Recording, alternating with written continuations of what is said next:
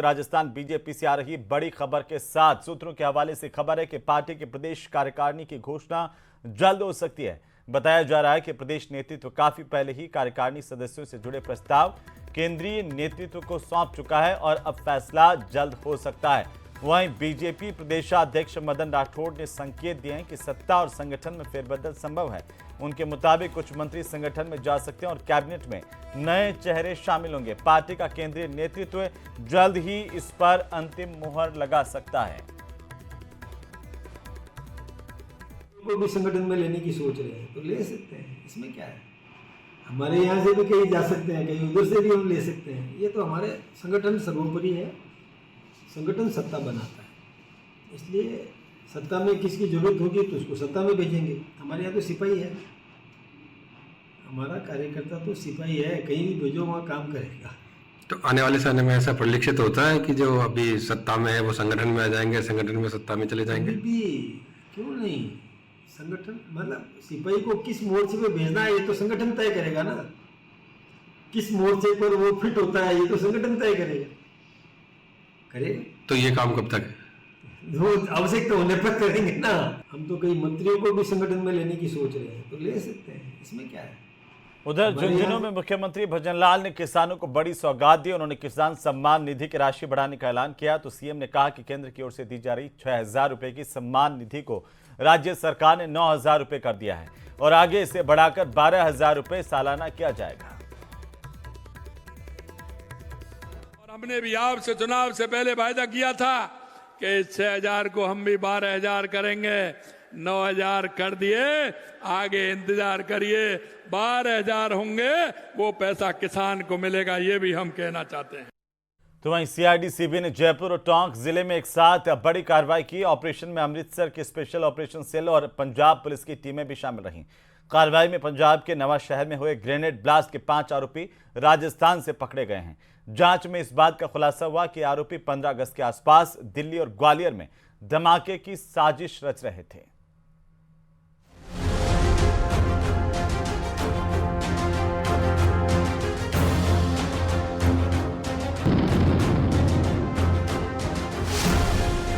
जयपुर और टोंक जिले में रविवार की देर रात CID CB, Amritsar special operation cell और पंजाब पुलिस की संयुक्त टीम ने छापेमारी की।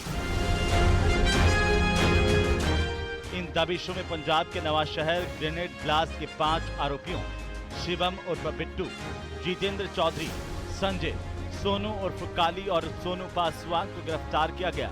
साथ ही एक नाबालिग को निरुद्ध किया गया है। एडीजी क्राइम दिनेश एमएन के मुताबिक ये आरोपी 7 जुलाई को पंजाब के नवा शहर में ग्रेनेड ब्लास्ट को अंजाम देने के बाद राजस्थान भाग आए थे। जांच में सामने आया कि सभी आरोपी कुख्यात लॉरेंस बिश्नोई गैंग से जुड़े हैं और इनका सीधा कनेक्शन कनाडा में बैठे गैंगस्टर जीशान अख्तर से है। सीआईडी-सीबी की जांच में यह भी खुलासा हुआ कि पकड़े गए आरोपी 15 अगस्त के आसपास दिल्ली और ग्वालियर में ग्रेनेड धमाके करने की फिराक में थे। इस प्लानिंग से पहले ही संयुक्त टीम ने कार्रवाई करते हुए सभी को दबोच लिया।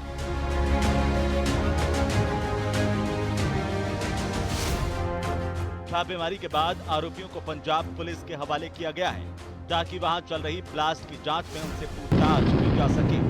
पुलिस अब पता लगा रही है कि क्या राजस्थान में भी इनका कोई टारगेट था और यहां किससे संपर्क में थे। Bureau report, news 18 Rajasthan.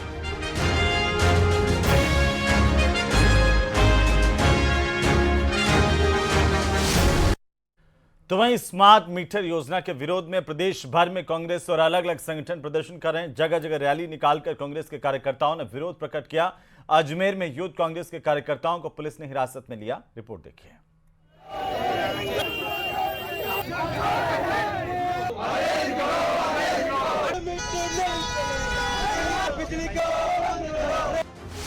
Rajasthan में स्मार्ट मीटर योजना का विरोध।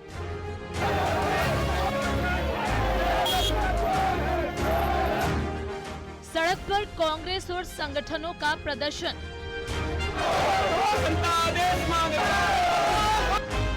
कई जगहों पर पुलिस से नोक-झोंक।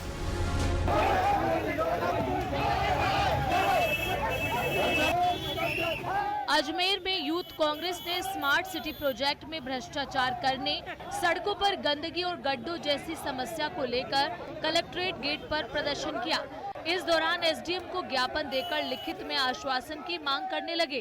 काफी देर तक चले हंगामे के बाद पुलिस ने यूथ कांग्रेस के कार्यकर्ताओं को हिरासत में लेकर दूसरी जगह छोड़ा। यूथ कांग्रेस के कार्यकर्ताओं का आरोप है कि विकास कार्य के लिए 2000 करोड़ रुपए मिले, लेकिन भ्रष्टाचार के चलते किसी तरह का कोई विकास कार्य नहीं हुआ। परंतु पुलिस प्रशासन ने जबरन युवा कांग्रेस साथियों को गिरफ्तार करा और आज हम सब लोगों को लेके जाएंगे, हम जाएंगे और युवा कांग्रेस अपनी मांगों पर अड़िग रहेगा, युवा कांग्रेस लड़ता रहेगा अपनी मांगों को लेकर। इसी तरह डीडवाना कूचामन में स्मार्ट मीटर योजना को बंद करने के लिए अधीक्षण अभियंता को ज्ञापन सौंपा गया। अखिल भारतीय किसान सभा और जनवादी नौजवान सभा के कार्यकर्ताओं ने रैली निकालते हुए अपना विरोध जताया। प्रदर्शन के दौरान अधीक्षण अभियंता कार्यालय में घुसने को लेकर प्रदर्शनकारियों और पुलिस के बीच कई बार नोकझोंक हुई। प्रदर्शनकारियों ने कहा कि आम उपभोक्ता को अब स्मार्ट मीटर लगाने का नया सर्विस चार्ज भी देना होगा। बिजली का इस तरह निजीकरण जनता के साथ धोखा है। जो स्मार्ट मीटर को लेकर के जो राजस्थान की भजनलाल सरकार द्वारा प्रदेश की आम जनता, आम उपभोक्ताओं को लूटने का एक फरमान जारी किया है और उस फरमान के तहत आम उपभोक्ता लूट का शिकार होगा और उसकी जेब पर सीधा डाका डालेगी प्राइवेट कंपनी। वहीं बीकानेर के श्री डूंगरगढ़ उपखंड में छात्र संगठन एसएफआई ने रैली निकालकर स्मार्ट मीटर लगाने का विरोध किया। उपखंड कार्यालय पर छात्रों ने राष्ट्रपति के नाम ज्ञापन सौंपा। साथ ही कहा कि जोधपुर डिस्कॉम जबरन उपभोक्ताओं के घरों पर स्मार्ट मीटर लगाने का काम कर रहा है, जिससे छात्र बर्दाश्त नहीं करेंगे। एसडीएम साहब से मांग की है कि डूंगरगढ़ शहर के अंदर किसी भी सूरत में हम ये मीटर लगने नहीं देंगे और आपका भी हमें पूरा सहयोग चाहिए। इनके साथ साथ इस दौरान छात्र संगठन ने चुनाव कराने को लेकर भी आवाज उठाई।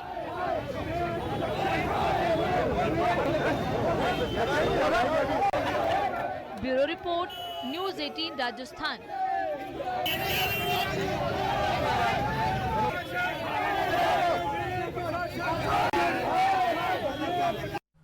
तो वहीं राजस्थान में बीजेपी और कांग्रेस के बीच प्रचारक बनाम विचारक को लेकर नई बहस शुरू हो गई। कांग्रेस सेवा दल प्रशिक्षण शिविरों के जरिए विचारक तैयार करेगा जो जनता के बीच जाकर संविधान और लोकतंत्र के खतरे के बारे में बताएंगे। कांग्रेस ने संघ के प्रचारकों को स्वार्थी बताया, जिस पर अब बीजेपी ने पलटवार करते हुए कहा कि कांग्रेस का मूल उद्देश्य गांधी परिवार के इशारे पर नाचना है, जबकि प्रचारक राष्ट्र कार्य के लिए समर्पित होते हैं।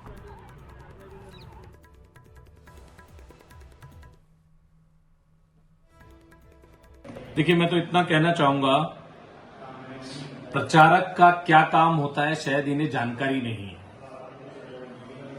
राष्ट्रीय स्वयंसेवक संघ ने जब प्रचारक योजना चलाई तो उसका मूल उद्देश्य था प्रचारक घर बाहर छोड़कर देश के लिए, समाज के लिए ऐसे काम करे जिससे ये देश प्रगति करे, समाज उन्नति करे और समानता का भाव आए।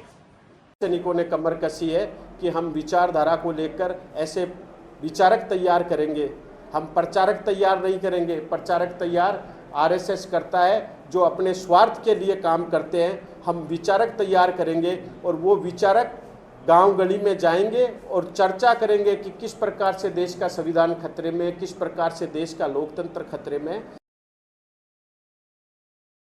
उधर भरतपुर जिले की बयाना नगर पालिका के नवीन भवन का उद्घाटन नगरीय विकास मंत्री झाबर सिंह खर्रा ने किया। इस दौरान खर्रा ने कहा कि अब जनता को नई सौगात दी गई, एक ही छत के नीचे जनता के तमाम नगर पालिका क्षेत्र से जुड़े काम हो पाएंगे। इस मौके पर नगर पालिका के अध्यक्ष विनोद कुमार बट्टा ने कहा कि नवीन भवन बनने के बाद लोगों को सहूलियत मिली, जनता के काम समय पर हो पाएंगे। भरतपुर जिले की बयाना नगर पालिका के नवीन भवन का आज उद्घाटन किया गया। नगरीय विकास मंत्री झावर सिंह खर्रा यहाँ पहुंचे, बड़ी संख्या में लोग भी यहाँ पहुंचे, जनप्रतिनिधि पहुंचे और आज नवीन भवन का शुभारंभ हुआ। और ऐसे में जो यहाँ के चेयरमैन है नगर पालिका के विनोद कुमार बट्टा, वो हमारे साथ मौजूद है। बड़े लंबे इंतजार के बाद आज जो भवन है वो जनता को मिला है। अब नई प्रक्रिया के तहत जनता के जो काम है वो यहाँ पर देखने को मिलेंगे। इस भवन में सब सुविधा युक्त है। सारी जनता बैठने उठने अपनी समस्या लेके एक ही छत के नीचे कार्य करेंगे। अधिकारी अध्यक्ष सब यहाँ मिलेंगे। ये पूर्ण रूप से सही इमारत बनी है। स्वच्छता की ओर भी ध्यान दिया गया है और आम जनता के लिए ये खुली रही। अमूमन ये भी देखा गया है कि मुख्यमंत्री द्वारा लगातार अभियान चलाया जा रहा है एक पेड़ मां के नाम, लेकिन आपने बिल्डिंग के निर्माण से पहले बड़ी संख्या में यहाँ पौधारोपण किया, वो भी देखने को मिला। बड़ी संख्या में पौधारोपण तो कर दिया। अब हम माननीय मंत्री द्वारा भी पौधारोपण का लास्ट कार्यक्रम है वो भी करने जा रहे हैं। बिल्कुल, ये नगरपालिका चेयरमैन विनोद कुमार भट्टा जिनका कहना है कि अब जनता को जो सौगात दी गई है, एक ही भवन के नीचे सभी प्रकार के जो काम है वो अब हो पाएंगे। पहले लोगों को अलग अलग जगह जाना पड़ता था नगरपालिका के कामों को कराने के लिए, लेकिन अब नए जो भवन का आज शुभारंभ हुआ है, खुद नगरीय विकास मंत्री ने शुभारंभ किया और अब यहाँ पर जनता को पूरी सौगात दी गई है। कैमरा पर्सन मनोज के साथ दीपक पुरी, न्यूज 18 भरतपुर। तो वहीं राजधानी जयपुर में जिस महारानी फार्म पुलिया से लाखों लोगों को राहत मिलनी थी, वो प्रशासन की लापरवाही की भेंट चढ़ गई। B2 बाईपास मानसरोवर और दुर्गापुरा को जोड़ने वाला यह अहम मार्ग पिछले 8 महीनों से बंद है और अब जेडीए प्रशासन ने काम पूरा करने के लिए 1 से 2 महीने का अतिरिक्त समय लिया है। ये रिपोर्ट देखिए।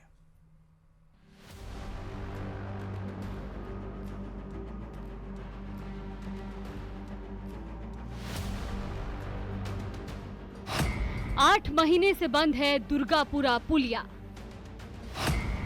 घंटों जाम में फंसे रहे राहगीर। प्रशासन की लापरवाही से जनता परेशान। महारानी फार्म पुलिया का काम जनवरी में शुरू होकर तय समय पर पूरा होना था, लेकिन डेडलाइन खत्म होने के बाद भी इसका निर्माण अधूरा है, जिसका नतीजा है कि यहाँ रोजाना हजारों लोग 5 किलोमीटर ज्यादा चक्कर लगा रही हैं। B2 बाईपास, रिद्धि सिद्धि और गोपालपुरा रूट पर घंटों तक जाम की स्थिति भी देखने को मिलती है। हमें इतना सफ़र करना पड़ रहा है। अभी हमारा घर जस्ट इधर ही है, हमें 5 किलोमीटर अपोजिट चक्कर काट के आना पड़ता है B2 बाईपास, और उसमें 5-5 घंटे जाम में फंस जाते हैं। गोपालपुरा का वे लेते तो वहाँ पे जाम में फंस जाते हैं। और अभी शायद इनका चालू करने का था इस मंथ में, बट अभी भी ये 4 महीने बोल रहे हैं और डिले हो गया है, तो परेशानी तो बहुत हो ही रही है भैया। ज़्यादा परेशान हो रहे हैं। मेरा तो डेली का काम रहता है, रोज़ाना 5-10 किलोमीटर एक्स्ट्रा जाना पड़ता है। सारे काम अटके पड़े हैं इससे। सिस्टम की लचर व्यवस्था और काम में देरी के चलते मानसरोवर दुर्गापुरा इलाके के लोग रोजाना इस अव्यवस्था की मार झेल रहे हैं। तो वहीं प्रशासन का दावा है कि पुलिया इसी साल के आखिरी तक खोली जाएगी। लोगों को उम्मीद ये है कि आखिर इस जो हाई लेवल ब्रिज के बनने के बाद में राहत मिलेगी। अब देखना ही होगा कि आखिर आम जन को राहत कब तक मिल पाती है। न्यूज़ 18 राजस्थान के लिए सहयोगी दिलीप चेची के साथ रोशन शर्मा की रिपोर्ट। और इसी बीच वहीं 8 साल की एक बच्ची से रेप के बाद उदयपुर के डबुक थाने के बाहर गुस्साए लोगों ने जोरदार प्रदर्शन किया और पुलिस ने इन लोगों को खदेड़ दिया। बहरहाल कुछ लोगों को हिरासत में भी लिया गया है, जांच जारी है। रिपोर्ट देखिए।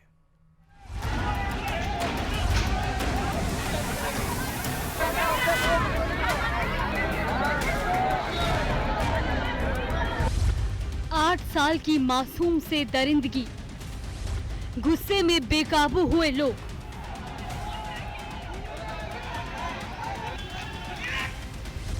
थाने के सामने पथराव और तोड़फोड़।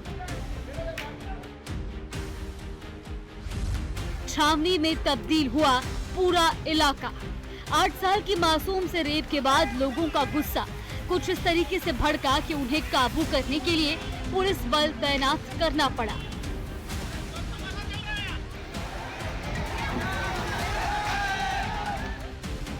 सैकड़ों की तादाद में गुस्साए लोग डबोक थाने के बाहर इकट्ठा हुए, जमकर नारेबाजी की।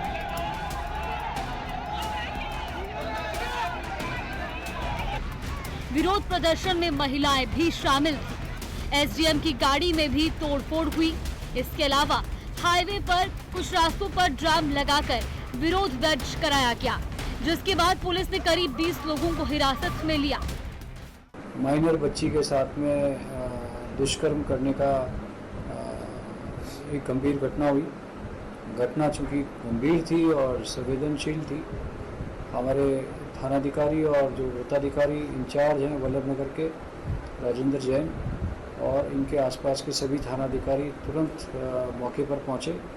मौके पर पहुंचने के बाद इन्होंने तुरंत मौका कार्रवाई करते हुए एफएसएल के साथ सहयोग करते हुए आसपास के क्षेत्र में अपनी टीमें गठित की ताकि उस आरोपी को जो अज्ञात उसकी शिनाख्त हो सके और उसकी गिरफ्तारी हो सके। दरअसल मामला रविवार का है जब 8 साल की बच्ची खेत पर गई थी। इसी दौरान एक शख्स ने डरा धमकाकर उसके साथ रेप किया। बच्ची बदहवास हालात में घर पहुंची, जिसके बाद उसे अस्पताल में भर्ती कराया गया, जहां उसकी हालात सामान्य बने हुए हैं। लोगों को जैसे ही घटना की जानकारी मिली वो बेकाबू हो गए। बिगड़ते हालात को देखते हुए अफसरों के साथ ही 4 थानों की पुलिस मौके पर पहुंची। पूरा इलाका छावनी में तब्दील हो गया। दूसरी तरफ पुलिस और एफएसएल की टीम ने रेप केस में मौके से जरूरी सबूत इकट्ठा किए। बहरहाल इलाके में सुरक्षा बल तैनात है। आरोपी की गिरफ्तारी हो चुकी है। फिलहाल डबोक और आसपास के इलाकों में तनाव बना हुआ है। पुलिस गांव में फ्लैग मार्च कर रही है और लोगों से शांति बनाए रखने की अपील की जा रही है। उदयपुर से न्यूज़ 18 राजस्थान के लिए कपिल श्रीमाली की रिपोर्ट।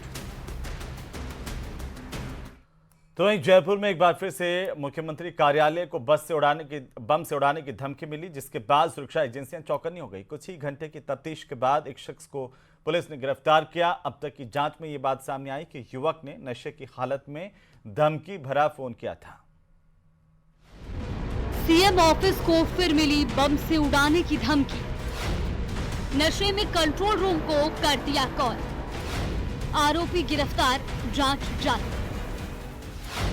ये दूसरा मौका है जब सीएमओ को बम से उड़ाने की धमकी मिली है। जिस अज्ञात नंबर से कंट्रोल रूम में कॉल आया, पुलिस ने उसे ट्रेस करते हुए झुंझुनू से एक शख्स को पकड़ा है। उसने नशे में मुख्यमंत्री कार्यालय को बम से उड़ाने की धमकी दी थी। फिलहाल आरोपी से पूछताछ की जा रही है। उसकी कॉल डिटेल खंगाली जा रही है। साथ ही मामले की गंभीरता को देखते हुए अधिकारी इसकी निगरानी कर रही है। तस्वीरें आप देख सकते हैं कि किस तरीके से जैसे ही बम से उड़ा देने की जो धमकी की सूचना मिली, उसके बाद में तमाम एजेंसियां हरकत में आती है। अलर्ट यहां पर होती है। बम निरोधक जो दस्ता है वो मुख्यमंत्री कार्यालय और सचिवालय के विभिन्न हिस्सों को खंगालने में जुटा हुआ है।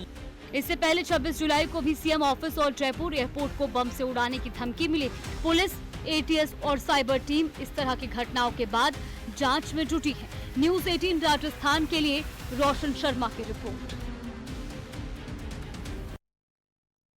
तो वहीं पूर्व मुख्यमंत्री के सुरक्षाकर्मी हेड कांस्टेबल राजकुमार यादव को पेपर लीक मामले में गिरफ्तार किया गया है। एसओजी राजकुमार उसके बेटे भरत और प्रोबेशनर एसआई सत्येंद्र यादव से पूछताछ कर रही है। जांच में अब तक ये सामने आया कि राजकुमार ने आरपीएससी सदस्य बाबूलाल कटारा के करीबी शिक्षक कुंदन पंड्या से 1.5 लाख रुपए में पेपर खरीदा था। बाद में इसे साथी कांस्टेबल सत्येंद्र को 6 लाख रुपए में इसने बेच दिया। राजकुमार से मिले लीक पेपर को पढ़कर सत्येंद्र, भरत और रविंद्र सैनी ने परीक्षा पास की। फिलहाल रविंद्र अभी फरार है और एसओजी उसकी तलाश कर रही है।